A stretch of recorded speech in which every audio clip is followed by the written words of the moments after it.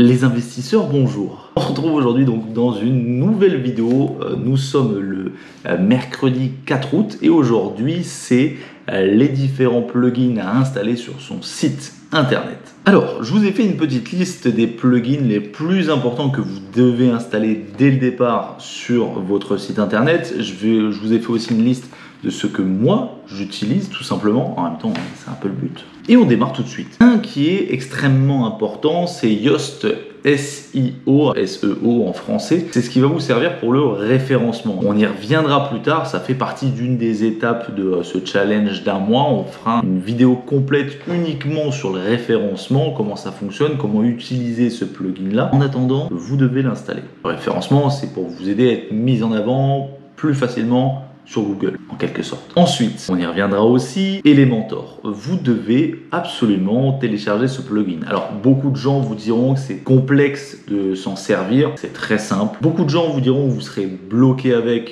Pas forcément. C'est vrai que si vous savez coder, mais si c'est le cas, vous ne serez pas forcément en train de regarder cette vidéo. Aujourd'hui, on est des débutants, on ne sait pas coder, on ne sait pas créer un site dans les codes sources, etc. Donc, on se sert d'Elementor. C'est ce qui va nous aider à créer des pages ou des pages de vente aussi, à mettre les éléments un à un, mais ça on le verra aussi dans une autre vidéo. Ensuite vous pouvez télécharger Updraft Plus. C'est ce qui va vous servir de sauvegarde en cas d'erreur du site. Une chose à savoir aussi, vous avez dans tous les cas la sauvegarde automatique qui est faite via votre hébergeur, OVH. Tous les jours, ils font une sauvegarde automatique entière de tout votre site. C'est-à-dire que dès demain, si vous avez un souci quand vous installez une mise à jour, quand vous faites un réglage sur votre site internet et qu'il disparaît d'un coup, vous pouvez le récupérer avec OVH. Mais dans le cas où même OVH aurait un souci, avec Updraft Plus, au moins vous avez la sauvegarde complète de votre site qui est fait aussi. Ensuite, nous avons WordFence Security. C'est un plugin de sécurité qui va vous alerter quand il y a des connexions qui sont faites en tant qu'administrateur, etc. sur votre site. C'est-à-dire que moi, tous les jours, je reçois une liste complète de tous les mots de passe et les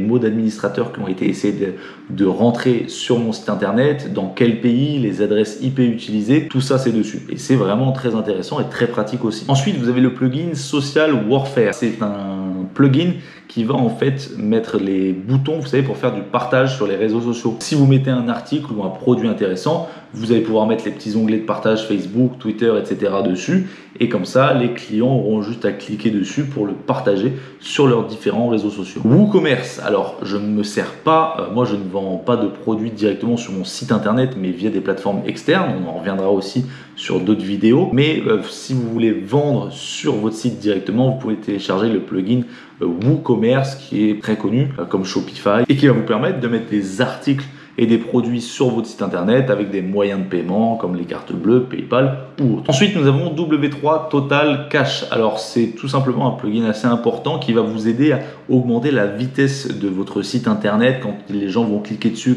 différentes pages vont être envoyées d'un serveur à l'autre. Ça va vous permettre d'augmenter la vitesse. Donc, un très bon plugin à installer. Si vous avez des avis clients comme moi, par exemple, sur Trustpilot, vous pouvez ajouter le plugin Trustpilot qui va vous amener directement les étoiles et vos avis sur votre site internet. Après, vous choisissez où vous voulez le mettre exactement, mais au moins, c'est bien plus crédible quand vous avez des prospects qui viennent sur votre site et voient déjà les retours clients que vous avez. Vous pouvez aussi télécharger le plugin Really Simple SSL. C'est ce qui va vous aider à configurer, vous savez, le petit cadenas de sécurité qui va sécuriser toutes les transactions qui se passent sur votre site internet. Et ça, c'est très très important. Moi, personnellement, c'est sûr que je ne ferai aucune transaction sur un site où il n'y a pas de cadenas verrouillé. Même si on est toujours à l'abri de rien, c'est sûr, mais c'est toujours mieux de l'avoir. Après, OVH, dans tous les cas, vous offre cette sécurité-là avec le cadenas. Vous avez juste à le télécharger et à le mettre directement sur votre site internet. Et on finit par un des plugins qui est aussi très important, surtout maintenant en 2021, c'est Cookie Notice et Compliance for RGPD. Donc je ne sais pas si vous savez,